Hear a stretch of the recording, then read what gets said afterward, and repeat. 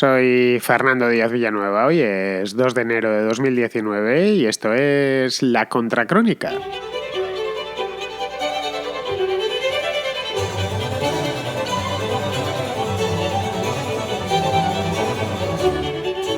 El pasado 24 de diciembre, cuando todo el mundo occidental, quiero decir, se preparaba para celebrar la Nochebuena en la intimidad del hogar, el gobierno chino emitió un comunicado anunciando la introducción de algunos ajustes arancelarios. No eran ajustes al alza, que es lo que cabría esperar, teniendo en cuenta el año 2018 que tuvimos en relativo a guerra comercial entre Estados Unidos y China, sino que eran ajustes arancelarios a la baja. En concreto, ajustes a la baja en más de 700 productos, 706 concretamente, desde el 1 de enero, es decir, desde ayer mismo. El anuncio no sorprendió a nadie. Y esa es la razón por la que ni siquiera fue a los grandes titulares de los principales medios. Se quedó en los breves. Ya sabéis que yo muchas veces buceo en los breves porque es en los breves donde hay buenos temas sobre los que hablar. Bien, esto es lo que nos venía a decir este breve que salió el pasado día 25, cuando estábamos en plena Navidad. Lo que nos viene a decir es que China quiere ser el chico bueno del barrio ya desde hace por lo menos un par de meses, y para que los demás se crean que es el chico bueno del barrio, tiene que hacer algunos gestos, aunque sea solo de cara a la galería.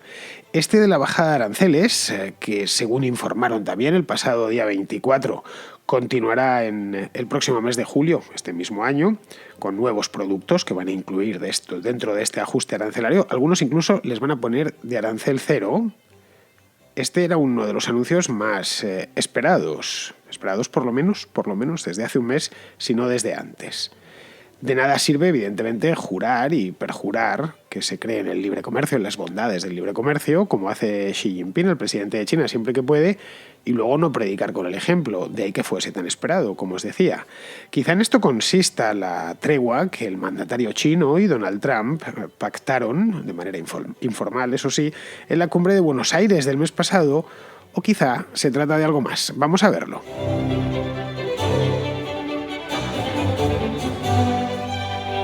Hace un mes, fue justo un mes, porque es exactamente un mes, porque la cumbre del G20 fue, si mal no recuerdo, del 30 de noviembre al 1 de diciembre del año pasado y del mes pasado. Pues hace un mes Donald Trump y Xi Jinping se reunieron en Buenos Aires. Esto lo sabemos, lo traje aquí al programa y además es una noticia que se dio en prácticamente todos los sitios, y nadie sabía, ni antes ni durante, qué es lo que iba a salir de allí, de aquella reunión. Pero todo indicaba que era probable un acuerdo en lo relativo al asunto de los aranceles. Antes de la cumbre preparé yo una contracrónica hablando de este tema. Más o menos venía a decir que no les quedaba más remedio que, si no pactar una tregua, si al menos concederse un poquito de aire, pues porque tampoco tenía mucho sentido un enfrentamiento tanta hostilidad, al menos por parte de Estados Unidos, aunque también es cierto que China había anunciado, creo que el mes de septiembre, que iba a responder y que iba a responder con toda su fuerza, y que ese tipo de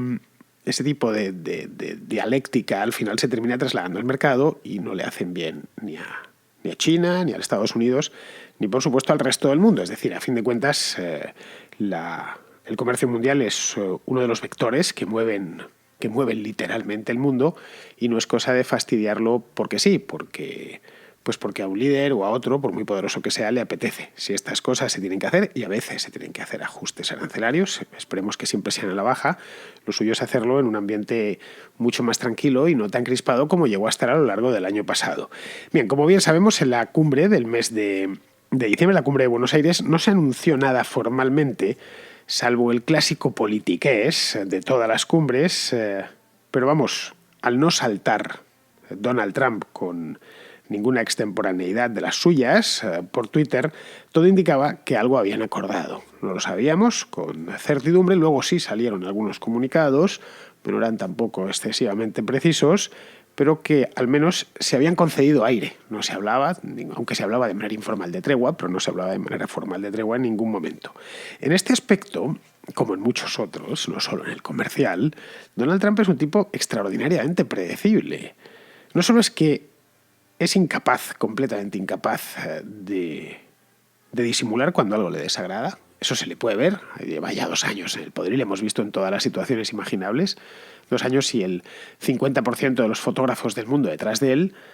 Y cuando tiene a un líder delante que no le agradaba mucho, que directamente le genera indiferencia, pues a Donald Trump no puede disimularlo y se le ve en la cara. Es decir, que no solo es eso, sino que si tiene que decir algo, y a menudo tiene que decirlo, porque no deja de ser el presidente de los Estados Unidos, suele escoger el canal menos diplomático de todos, que es su cuenta de Twitter, y en un lenguaje, digamos, un tanto hostil hacia quien se esté dirigiendo. Esto es algo que ya en 2 años hemos aprendido las normas del trumpismo, en cómo dice las cosas, en dónde dice las cosas, siempre es lo mismo, las suele decir en Twitter, y las dice de una manera que no estábamos acostumbrados, pero que la verdad nos ha ahorrado muchas interpretaciones. Antes a los presidentes, a los de Estados Unidos, había que casi que leerles el pensamiento, y ahora con Trump la verdad es que es bastante más sencillo, aunque no nos engañemos.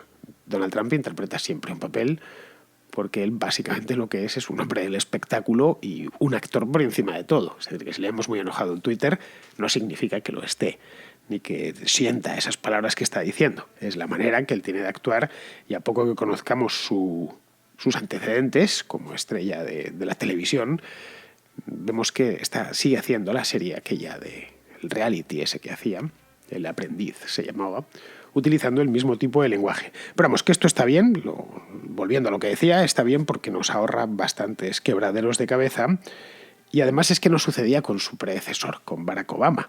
Obama era un tipo que aparecía montando en bicicleta por un jardín y esbozando una sonrisa amplísima, inmensa, mientras en el Pentágono comenzaba en ese mismo instante una intervención militar en la otra parte del mundo, y llamaba la atención.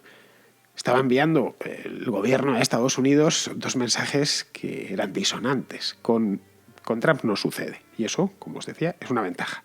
Pues bien, de Buenos Aires salió algo, como comentaba. Algo porque la Casa Blanca anunció poco después que suspendía temporalmente la próxima subida de aranceles, que estaba prevista para el 1 de enero, es decir, para ayer mismo. Pekín, por su parte, anunció que importaría más de todo, y de todos los países. Es decir, que se comportaría como un chico bueno, como os decía al principio. No especificaron exactamente qué es lo que iba a importar, ni de qué manera, ni de qué procedencias, pero dijo que sí, que a partir de ahora, iban a ser unos campeones de la importación. Como veis, todo muy bonito, pero claro, este nuevo tiempo, llamémoslo tregua, creo que es la mejor manera porque yo creo que no ha terminado, que esto no es más que una tregua, y que este es un problema de mucho calado, a ver si consigo explicarlo en la contra de hoy, que va mucho más allá de unos simples aranceles. Pues cabría preguntarse si esta tregua podría convertirse en una paz comercial duradera. Evidentemente en política nunca hay nada demasiado duradero, pero duradera, que dure por lo menos hasta el final del mandato de Donald Trump, que lleve a los aranceles de nuevo a la baja, o se trata simplemente de algo parecido a una tregua de Navidad, como aquella de la Primera Guerra Mundial, que llevé en un contracorte de hace una semana. Pues la verdad es que yo no creo personalmente que sea una paz comercial duradera. Esa es mi opinión. Queda por ver, por ejemplo, en qué se sustancian los compromisos chinos de importar más de todo y de todas partes. Porque es que eso se quedó en el aire después de la cumbre de Buenos Aires. Por ahora tenemos un gesto, o al menos un paso, que es bajar los aranceles a estos 706 productos, y la promesa de seguir bajándolos en el mes de julio de este año a otra batería de productos, también muchísimos. Pero yo sinceramente no creo que a Washington le baste con eso. Es decir, si Xi Jinping pretende dar carpetazo a este asunto con una bajada unilateral de aranceles, por mucho platillos y muchos bombo y trompeta que le haya puesto, es que le puso de todo, pero a pesar de ello ni siquiera saltó a la gran prensa. Pero si lo que pretende es contentar a Estados Unidos, sinceramente creo que no lo va a conseguir. No por nada, sino porque la credibilidad china en los acuerdos no es que estén muy por los aires. Vayamos a otros acuerdos verbales, relativamente recientes, entre Estados Unidos y China. En el año 2015, Barack Obama y Xi Jinping se reunieron en Washington. Fue una cumbre en toda regla, fue la última cumbre que hicieron China y Estados Unidos en tiempos de Obama. Esto fue en septiembre del año 2015. Fue una visita que además, una visita de Xi Jinping a Estados Unidos, que tuvo mucho eco mediático porque se trató de una visita oficial, recorrió parte del país y concluyó con un discurso muy celebrado de Xi Jinping ante la Asamblea General de las Naciones Unidas. Xi Jinping, de hecho, en esta visita, en este viaje, parecía algo similar a un rey mago, repartiendo regalos por aquí y por allá. De hecho, llegó a Seattle, esto lo recuerdo, y dijo que China iba a comprar no sé cuántos aviones Boeing, un montón, centenares de aviones Boeing que los fabrican pues allí mismo, los construyen en el mismo Seattle, vamos, en el estado de Washington. No sé en qué se quedó esa... No sigo yo el mercado aeronáutico tanto como para saber si efectivamente China ha comprado los que prometió, pero bueno, iba todo en ese plan. Aparte de eso, porque evidentemente a Estados Unidos que compren más o menos aviones Boeing, pues tampoco es que sea una cuestión puramente estratégica. Le interesan al gobierno estadounidense cosas de un calado un poco mayor. Aparte de eso, de lo de los aviones, los chinos se comprometieron a dos cosas. La primera era no militarizar el mar del sur de la China. Está, como bien dice su nombre, al sur de la China. Y la segunda, interrumpir en el acto el ciberespionaje económico sobre empresas estadounidenses. Que esto es una denuncia no solo de empresas estadounidenses, sino también de empresas europeas. Es algo que los alemanes claman en el desierto, lo mismo sucede con franceses, con británicos y, por supuesto, con las empresas de Estados Unidos, que son las más grandes, o suelen ser las más grandes del mundo. Y les espían, les roban propiedad intelectual, les espían muchas veces sin ni siquiera espiarles dentro, les espían, les asaltan los servidores por ataques dirigidos desde China, ataques misteriosos pero muy bien hechos. Bien, esto ya en la administración Obama se lo había recordado a Xi Jinping. Esto se tiene que acabar ya mismo, si no nunca vamos a llegar a ser buenos amigos ni vamos a poder confiar el uno en el otro. De esto han pasado ya 3 años y pico, si fue en septiembre de 2015, y podemos asegurar que lo que Pekín entiende por no militarizar difiere bastante de lo que comúnmente se entiende por no militarizar. Es decir, que China ha militarizado, o por lo menos está en el camino de militarizar sus costas del mar del sur de la China. Al parecer ha colocado misiles tierra-aire, baterías artilleras en sus costas, obviamente. El mar del sur de la China, a pesar del nombre, es un mar internacional. Es un mar que comparten la propia China, lógicamente, Vietnam, Filipinas, Malasia y Taiwán, que es la parte que probablemente a China le moleste más.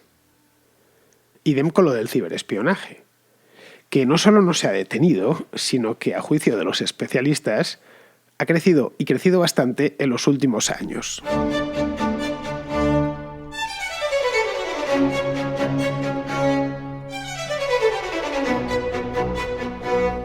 Estos son los antecedentes, así que no hay que ilusionarse demasiado con el hecho de que ahora sí cumplan su palabra.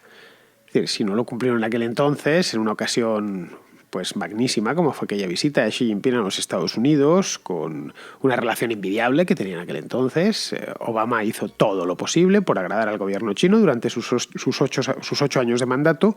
No ha sido así con Donald Trump, que ya llegó en el año 2017 pidiendo guerra en este tema. Pero vamos, si no han cumplido lo que le prometieron a Obama, no hay ninguna razón para creer que vayan a cumplir ahora. Claro que podríamos pensar que son dos compromisos de naturaleza distinta. Eso es cierto. Lo de los aranceles es de naturaleza económica, este asunto que se despacha ahora, y lo de la militarización del mar del sur de la China es de naturaleza política, diríamos que geoestratégica. Y que no hay que mezclar estas cosas. En principio no se debería mezclar, pero aquí hay algo que es relativamente engañoso. Y es que tratándose del gobierno chino, todo es política, o casi todo es política. Y para el gobierno chino todo se tiene que ver con la política, no deja de ser un gobierno comunista. Aunque no ejerza de comunista en el ámbito económico, en todo lo demás sí, especialmente lo político, represivo, etc. De hecho, si nos vamos un poquitín más al fondo de toda esta cuestión, una de las cosas que vemos es que el choque actual entre Estados Unidos y China obedece a razones más políticas que económicas. Ambas, pero más políticas que económicas. Luego, para enderezar el problema, hará falta algo más que un simple compromiso de China a comprar más productos estadounidenses. Digo yo, requerirá cambios significativos dentro de la política china. Cambios significativos, digo. Y los cambios significativos no se llevan a cabo en 3 o 4 meses. No se llevan a cabo ni siquiera en 3 años. Actualmente las empresas norteamericanas, y no solo las norteamericanas, también las europeas, se quejan de bastantes cosas. Un montón. El memorial de agravios de las empresas occidentales hacia China es tan largo como el Quijote.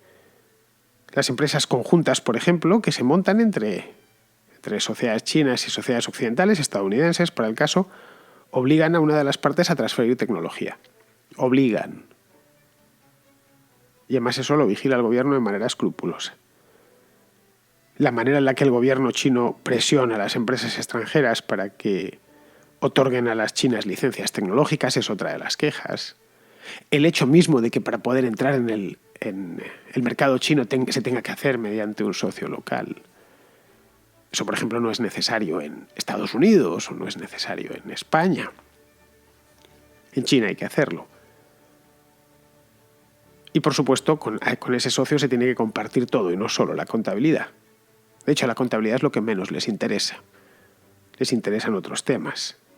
Y esto además no es algo puntual, que suceda en un momento dado, en una región dada, una zona especial. No, en absoluto. Esto es una política de Estado.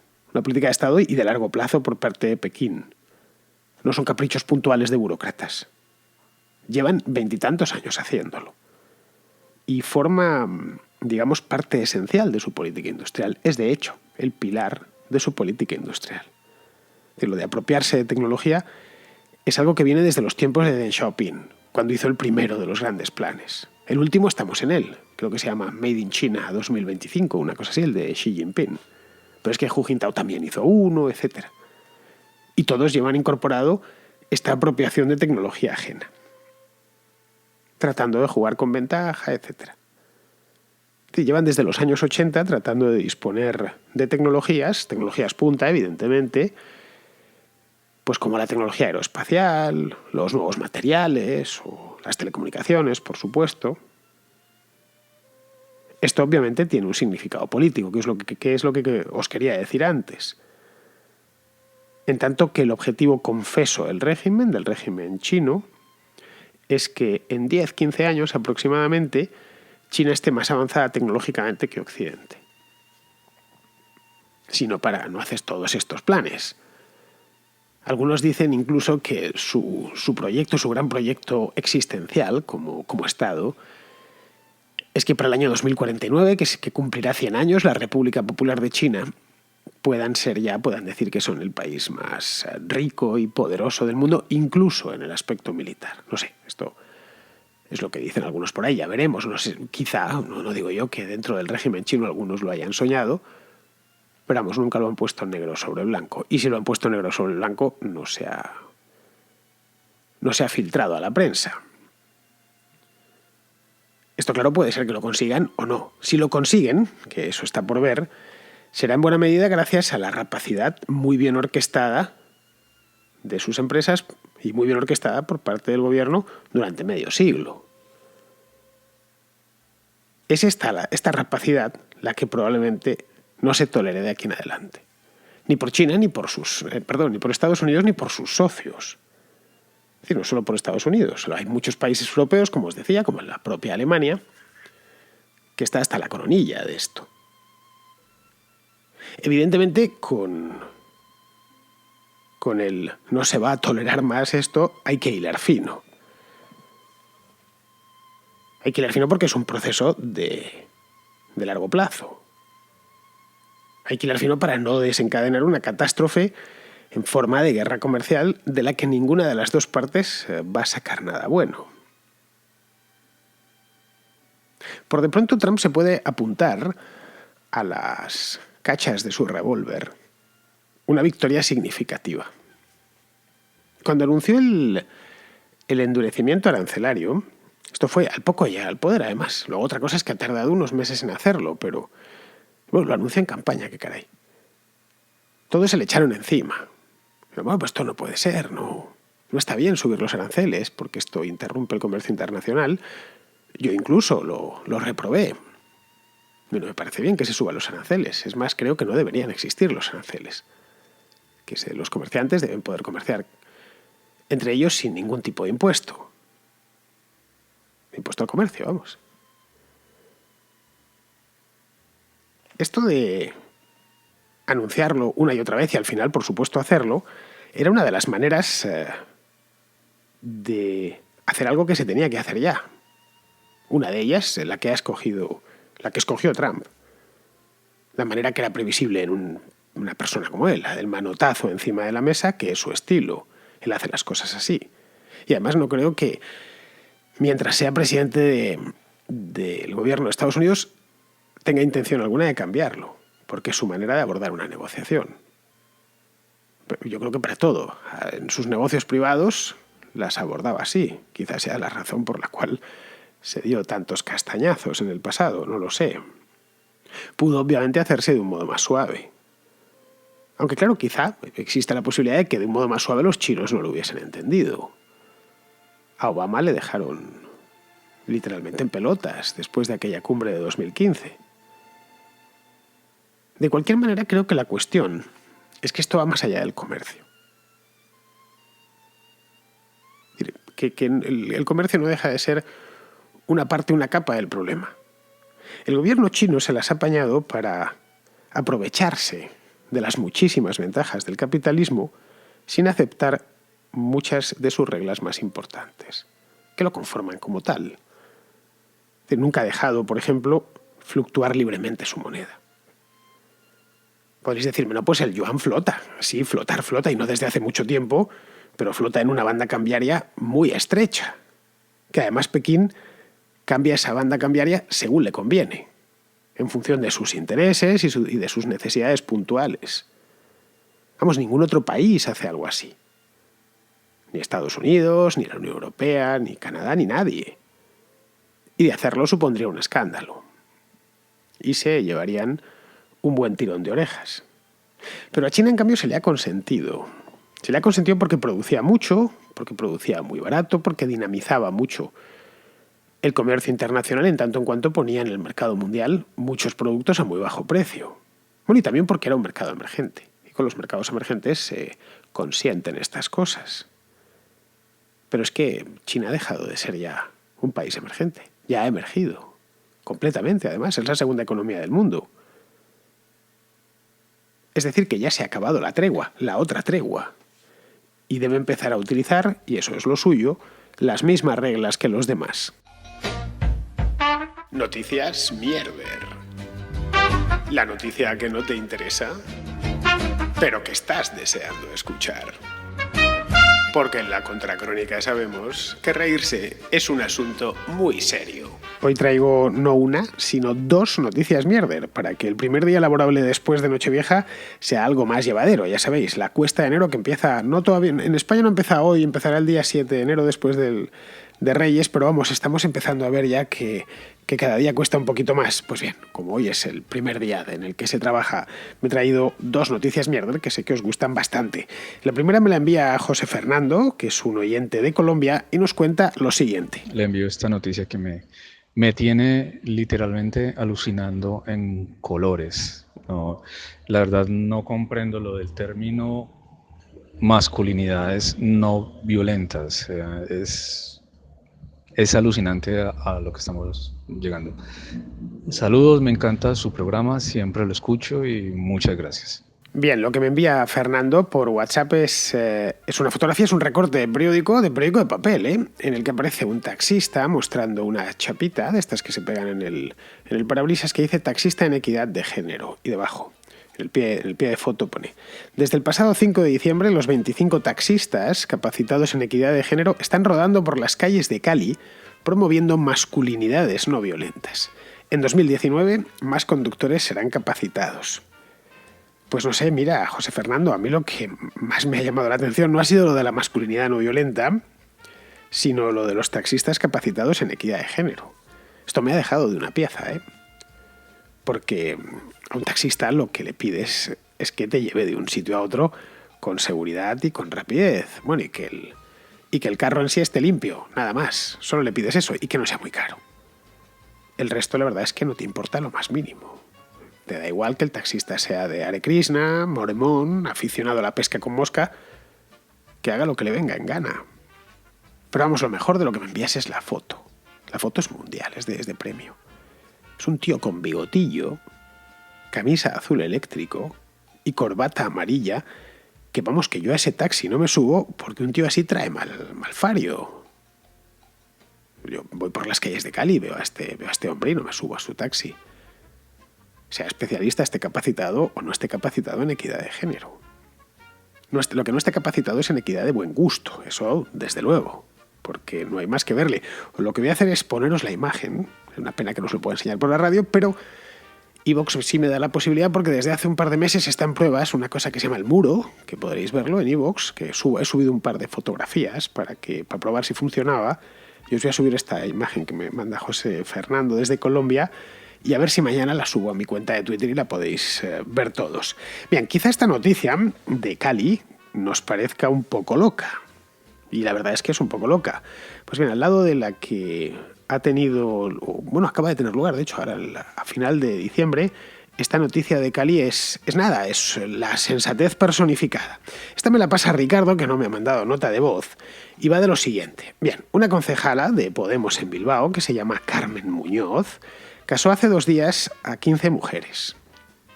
No sé en otros países, pero en España los concejales de los ayuntamientos pueden casar. Es decir, hasta aquí todo correcto. El problema es que las casó consigo mismas. Sí, como lo escucháis, consigo mismas. Claro, aquí diréis, bueno, Villanueva, que el Día de los Inocentes fue el viernes pasado, estamos ya a 2 de enero. Pero no, es que no es una inocentada. Tengo declaraciones de las contrayentes. Me comprometo a quererme, respetarme, a cuidarme y a serme fiel todos los días de mi vida.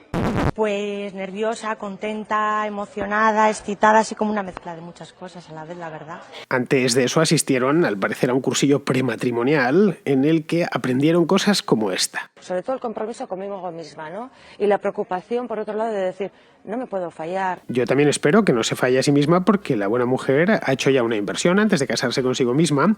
Ha tenido que comprarse su propio anillo. Por ejemplo, es este, que me lo he comprado yo y pues voy a pensar en quererme, en no hacerme daño a mí misma. Aparte del anillo y del vestido, porque se han vestido todas de largo, se han vestido de novia, han comprado también unas naranjas en lugar de flores que repartieron entre la concurrencia como símbolo de que ellas no necesitan una media naranja. Aquí, claro, nos asalta una duda. A mí principal, de hecho, nada más leer la noticia, una mujer que se casa consigo mismo es como un hombre que se casa consigo mismo es, bien, vale, una boda. Pues hay de muchos tipos, pero todas más o menos terminan en lo mismo. Es decir, ¿qué pasó en la noche de bodas? Una de las afortunadas nos lo explica. Y luego, pues ahí está el autoerotismo, que es tan satisfactorio o más. En fin, el autoerotismo, es decir, lo que antes se conocía como echarse un 5 latinos. Vamos, nada nuevo. Lo único que han hecho es ponerle ese nombre de autoerotismo, que Dios sabe qué filósofo posmoderno se inventaría lo del autoerotismo. En fin, esto del matrimonio con uno mismo, que está muy bien, desde luego, tiene una ventaja. Bueno, la desventaja es que pues para casarte contigo mismo, pues casi ya siempre naces casado contigo mismo, pero bueno, al margen de esto, de estas cosas que probablemente a ellas les parezcan heteropatriarcales, tiene sus ventajas. Todo hay que reconocerlo. Por ejemplo, el riesgo de divorcio desaparece por completo.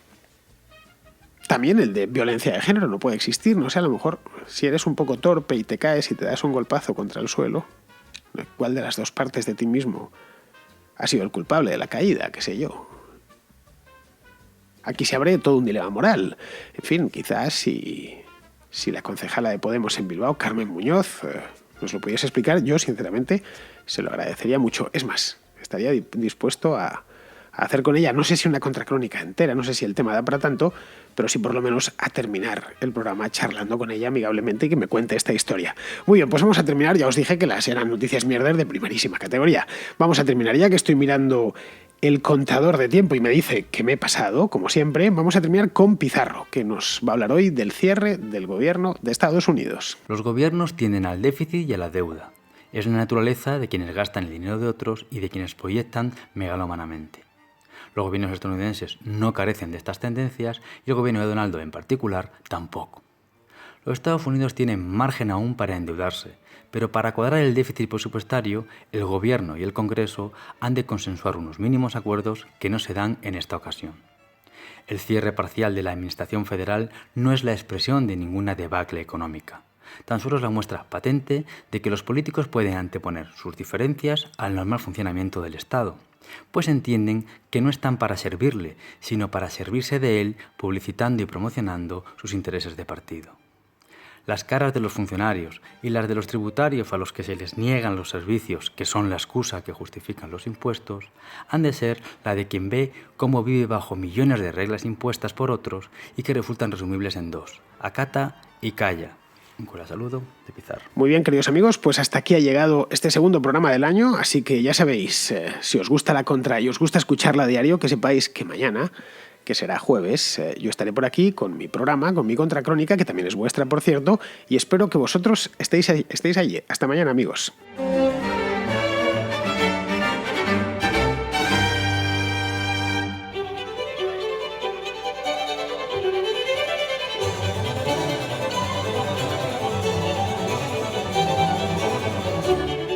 La Contracrónica y la Contrahistoria son dos programas de radio independiente que existen gracias a sus oyentes. Si te gustan, puedes patrocinarlos. Lo puedes hacer de dos maneras: a través de patreon.com/Díaz Villanueva o instalando la aplicación de iVoox en tu teléfono y pulsando la tecla Apoyar.